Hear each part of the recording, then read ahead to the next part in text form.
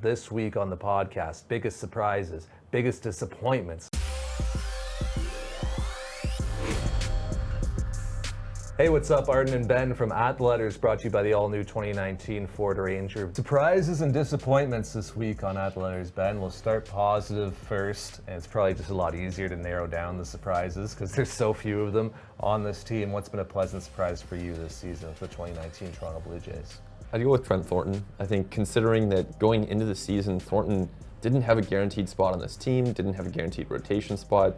Now he's very much guaranteed a continued spot in that rotation, just given the state of things. And Thornton has been pretty good. His ERA around league average. He's thrown 55 innings. So you project that out for a full season, he's looking at likely 165 innings of league average ERA, more than a strikeout per inning. And I think from a rookie, well, really from anyone in this team, but from a rookie, you would definitely take that. Yeah, he goes from barely making the major league rotation out of spring training to being Toronto's third best starter at this point.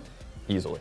Who do you got? For me, it's got to be Eric Sogard, because you look at coming into this year, what he's done in his career. I mean, not a guy that you were expecting to carry you offensively. And then like 25 minutes after he was called up, he sets a career high in home runs, and he's helping carry this team with Justin Smoke. Like, can you imagine if he hadn't come in and hit the way that he did? Eric Sogard, things could have been even worse. I know the Blue Jays are flirting with a 100 loss pace at this point. I think they'd be well into 100 loss territory if they hadn't gotten what they got from Eric Sogard when he was called up. Yeah, that's entirely fair. And as for disappointments, I would go with Ryan Borucki. I think that for a pitcher who really was essential to this team's progress moving forward, Borucki hasn't pitched a game, and he's been hurt.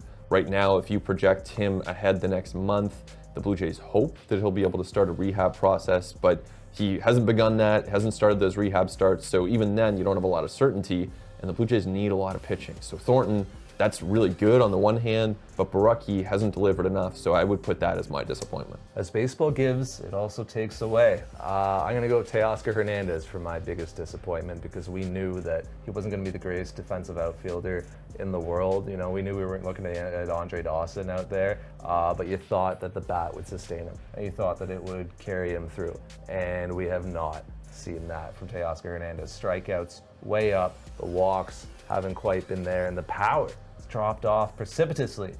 Very strange to see some of the isolated slugging numbers with this team. Not only Teoscar Hernandez, Randall Grichuk, Danny Jansen, a lot of guys struggling on the power side of things. Not quite sure what's going on there, but Teoscar Hernandez in particular is a guy who's going to need to hit the ball really hard a lot in order to stay in the major leagues, just because he's not a great defensive outfielder, and he hasn't been doing that. It's Ben, I'm Arden. It's at the letters at sportsnet.ca/podcasts.